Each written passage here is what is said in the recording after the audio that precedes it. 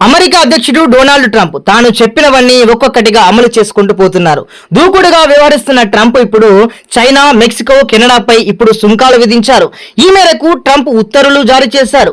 Canada, Mexico దిగుమతులపై 25%, చైనాపై 10% సుంకాల అమలుకు సంతకం చేశారు. ఫెంటనిల్తో సహా తమ దేశ పౌరులను చంపే చట్టవిరుద్ధమైన ప్రాణాంతకమైన మాదక ద్రవ్యాల ముప్పు కారణంగానే ఈ నిర్ణయం తీసుకున్నామని ట్రంప్ సోషల్ మీడియా వేదికగా చెప్పారు.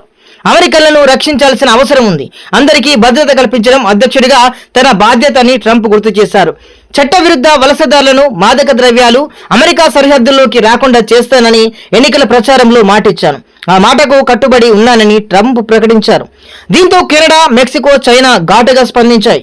155 బిలియన్ కెనడియన్ డాలర్ల విలువైన అమెరికా దిగుమతులపై 25% సుంకం విధిస్తున్నట్లు కెనడా ప్రధాని జస్టిన్ ట్రూడో ప్రకటించారు. ఇందులో 30 బిలియన్ డాలర్ల విలువైన వస్తువులపై విధించే సుంకం ఎల్లుండి నుండి అమల్లోకి వస్తుంది.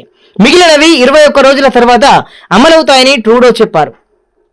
అమెరికాను స్వర్ణయుగంలో మార్చాలని అధ్యక్షుడు ట్రంప్ అనుకుంటే తమతో భాగస్వామ్యాన్ని కోరుకోవడమే మంచిదని అని ట్రూడో హితవు పలికారు.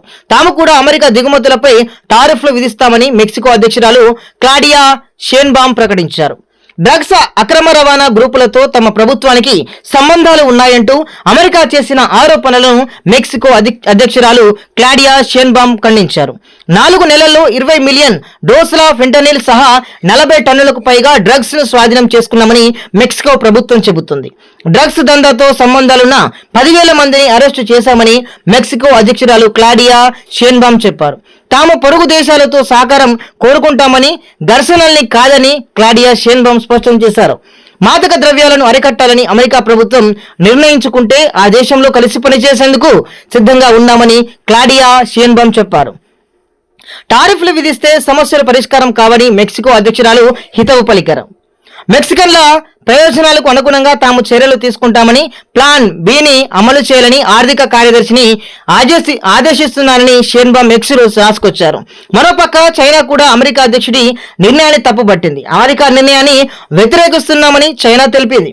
దేశ ప్రయోజనాలు, హక్కులను కాపాడుకోవడానికి అవసరమైన చర్యలు తీసుకుంటామని చైనా వాణిజ్య మంత్రిత్వ శాఖ ప్రకటించింది. ఈ చర్యలతో అమెరికా సమస్యలు తీరవని చైనా అంటుంది.